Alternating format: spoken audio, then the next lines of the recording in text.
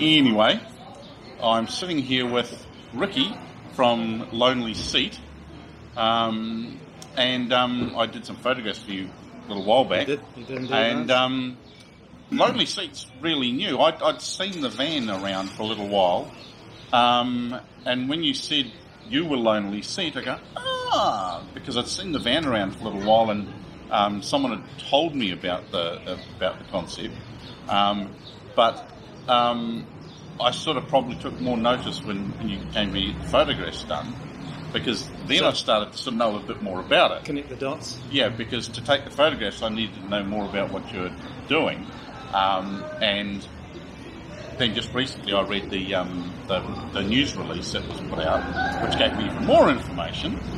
So what I thought I'd do is just while we're having coffee here, just get you to explain to the viewers via me the Lonelyseat concept and what prompted it and why.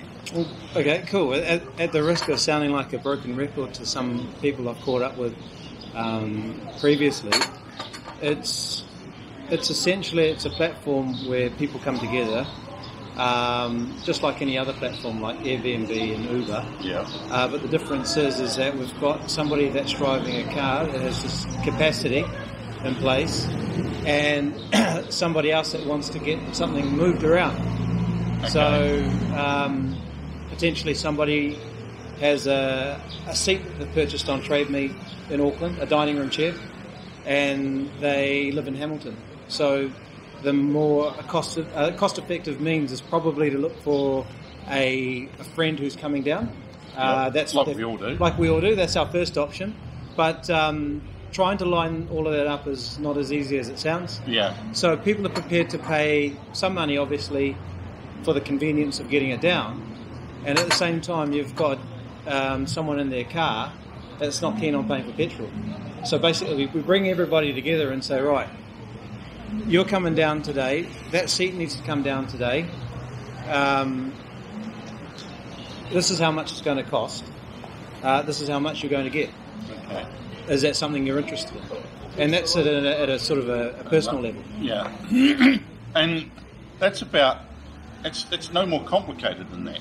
It's you sort of expect a complicated explanation, but it's pretty much someone's got a space in their car and they're going somewhere. Someone else has got something they need to ship to that same location or somewhere in between, and you bring the two people together. And yours is the first one that I've seen that's to do with moving stuff. The other things have been moving people and moving food. Yours is moving stuff. And accommodation as well. Oh, so okay. I mean, obviously Airbnb. Airbnb is don't own any hotels or motels in the world, but they have a significant amount of rooms available for people to stay in at the same time. Yeah. So I think it's the time of a real shared economy. Yeah. For everyone internationally, everyone's realising that we've got all these resources that are underutilised, i.e. the car in our situation, and alongside that, there's also a bigger push to do things differently. In particular, we've seen with Greta lately, making it very, very well known that we need to do things very differently, very quickly. Yeah. So I suppose where we play a part in that is utilising that resource a little bit more efficiently. Yeah, and the one big difference with a courier this over a courier service is a courier service is a vehicle specifically transporting a whole lot of goods that have to be packaged up. With Lonelyseat, you're transporting that one. You might do more than one, but that one thing for someone while doing your trip, and it doesn't need to necessarily be packaged up. If it literally was a dining room chair someone had bought, they just put it in the back of the car and boom, go. Just like your aunt would if she was bringing it down or something like that. I've got grandparents who forever bringing stuff. That they lived in Kerikeri. I had an uncle who lived in Auckland, and we lived in Te Kuiti. And it was normal for Grandma and Granddad when they came down. They'd stop at my uncle's, pick up a whole lot of stuff that was coming to us and vice versa. And that was in the old days before the technology we've got. It was just that, oh, Grandma, when you're coming down, pick this up, stop in at this shop in Auckland and do this, and, all this sort of thing. And now we've got the more efficient, more widely available version of that for people. I follow a YouTube blogger who only stays at Airbnb places around the world. Yeah. And he does, I suppose, sort of like guided tours in different parts of the world, all over the world. And he has not stayed anywhere but Airbnb since he started. And that was the whole crux of it. He'd go to find an Airbnb place somewhere that was interesting, and then he'd do a tour around that city or area, and it sort of grew from there. How long have you been going with Lonelyseat? Well, the concept, I suppose we'll go right back to the beginning. The concept started in the lounge, and just looking at all of the unusual large things that I've had to move from different parts of the country into the lounge at some stage. Let me guess, being a Kiwi, it probably involves sitting in the lounge drinking beer, and you suddenly came up with a bright idea. Something like that. So at least we weren't a solution looking for a problem. I had the pain point of liking awkward things, essentially, like antiques and older stuff. Yeah. And I knew that I would see something down in Christchurch, for example, a lovely old 1800 piece, 1800 sort of circa 1800 cabinet or something like that, which would make sense because I live in Claudelands. Yeah. So the house is 100 years old. So it'd be stuff that makes sense with the house. Yeah. Earthquakes down in Christchurch meant that there were a lot of houses that were demolished, which meant that a lot of the gear inside was still good gear, but they didn't have the same purpose for it anymore. A brand new house with something that they've inherited. So I thought there's stuff down there I can't get because the thing costs $400, but it's going to cost me $800 to get it. But that's not the biggest issue. The biggest issue is I have to nicely ask them to package it first of all. Yeah. And then they have to package it adequately so it doesn't get broken. And then I've got to pay for that packaging, and then they've got to get it to the depot, and then when I get it, I've got to discard that packaging. So I thought, hang on a second, I know that right now if there's a wagon that'll fit that thing in, he'd be prepared to bring it back, because ultimately his pain point is it's going to cost me a couple of $100 to get from Christchurch to Auckland. I've got to go up to Auckland anyway to see the family. If I can get somebody to subsidise that, great. So all of a sudden I go, hey, I don't mind paying you $100 for it, because now for $500 I've got this item, and I think that's worth it for my purpose. And he's happy because on the way up he picks up that and picks up a seat as well, and picks up another seat. So all of a sudden he's able to subsidise his fuel on the way up. Yeah. So potentially, if you're lucky enough, you could make your whole trip. Basically, the fuel's covered. There's no wastage of packaging, all these sorts. Especially in this day and age when most of our wrapping is plastic. Yes, there is a lot of cardboard, but as soon as you have to protect something from damage, on the whole, you're going to wind up using some form of plastic, unfortunately. Because it's not always easy to get enough paper-based. But even then, when you're sending paper like that, there's still the wastage, and it may seem small in the grand scheme of environmental issues. But if all these small things are done collectively, they combine to reduce wastage, reduce the need to make things that are just going to be thrown away or become landfill. Well, we've already seen the images. It only takes one plastic bag to take out one turtle. Yeah. So, I mean, the more of those, more of that plastic that doesn't end up in our waterways, it has to be a good thing on that basis. It's scale. So, essentially, the more people that use this, the less plastic that's out there. But that's not for us. That's not the real obvious incentive around the sustainable aspect. It's the fact that all of those vehicles, those delivery vehicles which you start off with, are on the road specifically to deliver stuff. They have no other purpose beyond that. And we've estimated that based on sort of 30 to 50,000 Ks a year is what one of those vans would do. So that's between 7 to 10 tonnes of CO2. some of these fleets are about 600 vehicles strong. Yeah. Imagine if all of that consignment was now distributed amongst cars that were already heading from Auckland to Wellington or Christchurch or vice versa. Especially those shorter trips, like if you were literally, like, say, driving to Auckland or driving to Tauranga, right? That's a relatively short trip by comparison to, South Island or something. So therefore, there's an increased likelihood of people doing that trip more often than, say, driving to Christchurch. So, and with the number of things that are couriered backwards and forwards, right? Especially personal goods, it's yes, you're going to have businesses shipping stuff by courier, but it's the ordinary individual who's literally sending something to someone, in Tauranga or whatever. And if you look at the odds that if you've got something that's going to Tauranga, the chances of someone actually driving to Tauranga for a trip, a day trip or whatever, are pretty high. So there's a very good chance you can match those two together. And the driver is basically using the same fuel twice. Yeah. They're using it to drive, to visit whoever, but they're also using it to deliver something. So effectively, you're getting double use out of the fuel that's used at the time. Yeah, you're right. You're getting better return out of that same resource. Then, of course, and these may seem small to a lot of people. A lot of people, I think, might sort of go, whatever. But then you've got, you're using the rubber on the tyres twice. You got it. You're reducing the wear and tear on the road to some degree. Our infrastructure, yeah. Because if, say, for instance, in any 1 week, just taking Tauranga as an example, any 1 week, this system took one courier truck off the road, right? It may not seem a lot, but as time goes by and these things become more and more normal. You just look at Lime scooters. I bet you when they started, people thought it was a daft idea. Yeah. Now they're so common, people who barely know how to ride the flipping things will jump on them and go for a ride.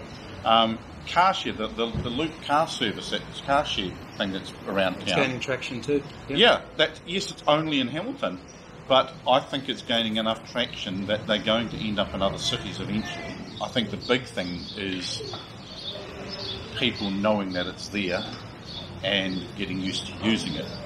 And we've seen that pretty much anything like this, Airbnb, Lime scooters, these sorts of things, they do gain traction and they do run away with themselves and they do become very, very popular. I never would have thought renting scooters that you just leave anywhere on the street. I never thought that was a thing. Off. Yeah, that's right. Good thing I wasn't the one that was investing in it, because I probably would. I wouldn't. Right. I would have. Yeah. You would have said, "No, let's just start." Yeah. But I mean, it's the thing. So the thing is that as you pointed out, we are living in an era where we're enabled by our technology. Yeah. So that means that we're realizing that we've got all these resources around us that aren't being utilized properly. So.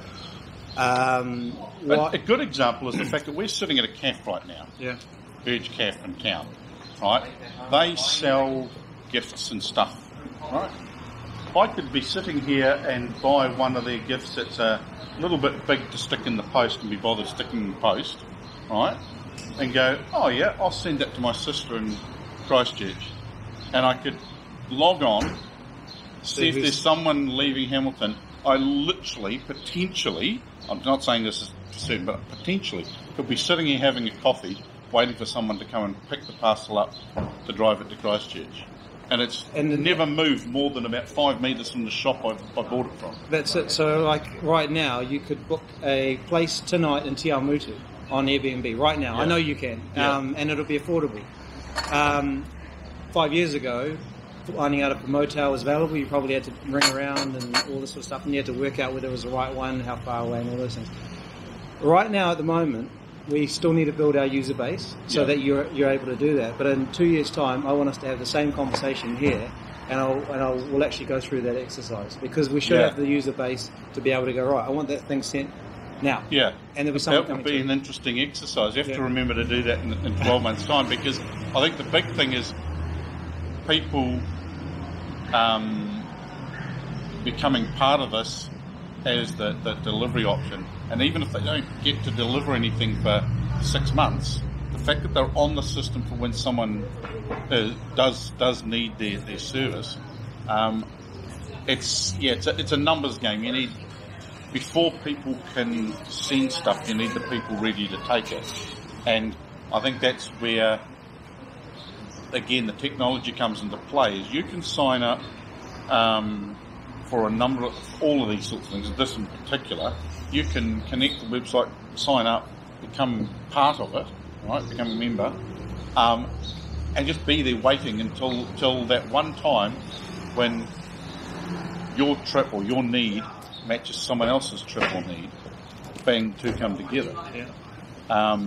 And that's totally different than the old system of advertising a service and having to have a bunch of customers because you're paying rent, etc.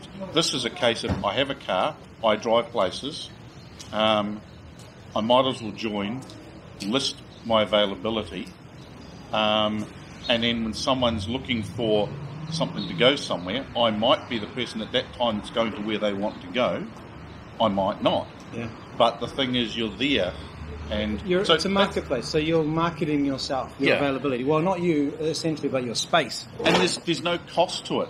When I say there's no cost, the cost only is incurred when something is done. It's not like a traditional system where a courier company, like what just drove past us, has to have a big depot somewhere. They have to pay rent on that. That means they need a certain number of customers. You as the person with the car can be listed on the app or website for years if necessary, without ever having done a thing, until just that right situation occurs where someone wants something delivered to exactly where you're going. Well, I mean, done. Ultimately, as I said, the only investment on your behalf as a driver is just to register. Yeah. And within 3 minutes, you're in the system. Yeah. Any investment beyond that is still your choice. If there is an offer where somebody says, "Hey, look, I noticed that you're going from Auckland to Wellington. Here's X," you're still empowered to decide whether it's something you want to do or not. Yeah. So, the power of the driver doesn't change. And we also have, as people go, I don't know if I want to be picking up stuff, I don't know what's in it. You're right. In our terms and conditions make it very clear that you have the right to inspect anything as a driver. Yeah. So if you're not comfortable taking something with you, then that's your right to say, look, I'm not comfortable with this. And that protects the driver. Yeah. And the senders are protected because we require people to provide their driver's license so that we know that they're legally allowed on the road. Yeah.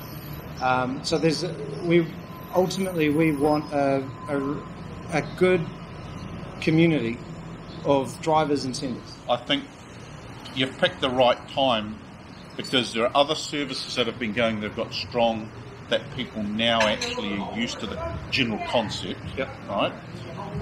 We've got the technology to connect the people. Over the next year, it's just going to grow, because you've started at a point where we're already used to the overall general concept. It's not new. It's just the flavour of what you're doing is different than what's already out there. All we're doing is we're just bringing this. At the moment, we've got 2 ships in a night. The Kiwi culture is, as you suggested, people putting stuff in the back of someone else's car. We're just finding the people and putting them on the market, on this platform where people can see. Because Uber was going for a while before Uber Eats came into it. So now you can order stuff from places that 10 years ago you couldn't get food delivered. In this town, basically, if you wanted food delivered, it was pizza, and that's about it. Right? Now, thanks to Uber Eats, which is an extension of Uber, you can get Nando's. You can get pretty much anything. Yeah. It's unlimited. Right? If you told me 10 years ago that we'd have that, I wouldn't really have believed you. That you go onto an app, you find someone that wants to do the thing that you want done, deliver it, drive, whatever it is, and bring the two together, bang, done. Problem solved. Yeah, you're right. And I mean, as you suggested, is that we live in the right time for this, and we have to acknowledge that these platforms have done a lot of the grafting to socialise the concept of shared economy by way of using our cell phones and computers and stuff like that. So, I mean, Trade Me is also it's just a marketplace essentially. I've got something I want to buy. I'm looking for something to buy. Yeah. So, it's not a new thing. Were you around for the old days of the old Loop magazine? Yeah. That's like that's gone. Magazine. That's become dust now. Yeah. And things like Trade Me has pretty much basically replaced that. Trade and Exchange. Yeah, Trade and Exchange. Yeah. All that that's been replaced. It's essentially been digitised. Yeah. I think there's this uptake of sort of a minimalist way of thinking as well. Yeah. So that also suggests that there is other opportunity for people in a shared space. We don't. If I'm only using that particular thing in my house once every month, do I really need it? Or is it possible that somebody else could benefit from it and we could all share the cost of it? So I think this is a new way of thinking. And again, I go back to the fact that you've hit the nail on the head. It's been enabled thanks to technology. And this will just spark someone else going, hey, look, we can do it with this and we must be able to do it with that as well. It's great. You just take the fact that, 15, 20 metres up the road from us is a business that rents out bikes. Yeah. So if you want to go for a ride along the river, you don't want to go to the trouble of buying a bike first so you can ride around the river every weekend. You can go in and rent a bike and do that. Correct. Yeah. Now, that didn't really exist if you go back a bit. No. But they could see the potential. Yes, they promote it as a tourist thing, but you and I could decide, let's go for a ride along the river, and we could walk up there now, rent a bike. I wouldn't need to if I got mine, but anyway, ride along the river to the gardens and come back again.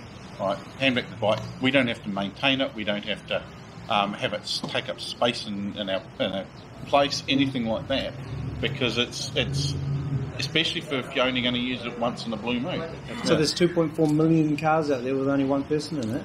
All the other capacity is not being used, and it's going everywhere. Right now, it's going to all parts of New Zealand that we don't even know about yet. So that's the argument. We're renting that space out. The two things that need to come together. It's just that nowadays that's a lot easier with the technology we've got, and it's happened over time. If you look at it at various stages, the new technology has made these things easier to bring together. It's just an enabler. Yeah. We've been doing all the stuff for and it years. takes people with bright ideas like you to go, here's these two people that I can bring together.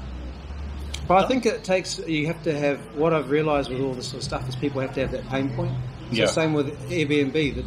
The dudes they needed the money. They had their space in San Francisco that they needed. So it all starts with a pain point, enough for you to go, actually, I've had enough of doing it this way. There must be a better way of doing this. And that's how this thing started. Yeah. So it's not looking for something that works. And those, like all these, let's think of a solution and try and find a problem to it. This is something that makes sense to me because I've been in the thick of it. Yeah, you've got the old system was I'll come up with a business idea, then find customers. Yeah. Now what you're doing is you're going, I've found a problem. So if there is a problem, there are already customers in existence looking for the business to come into existence. You got it. It's the old chicken and egg scenario, and we now know which one is ideally first. It's the problem's found first. Yeah. And then you find the solution. Then other people go, there's the solution I've been looking for. And what depends on whether it's a business or not, because we all have problems, and we all potentially find a solution to it. But what makes it a business or not? If there's enough people with the same problem as you. Yeah. And I'm fairly confident, based on my travels and everyone sharing their thoughts and experiences with me, that there are plenty of people that have the same problem that I've had. Yeah. And you've just shared one of those examples. Someone finds a solution, other people see the solution and go, hey, shit, that's a good idea, that's a really good solution. I'll use that solution. Well, Sir Bill Gallagher, obviously, we know the story behind that.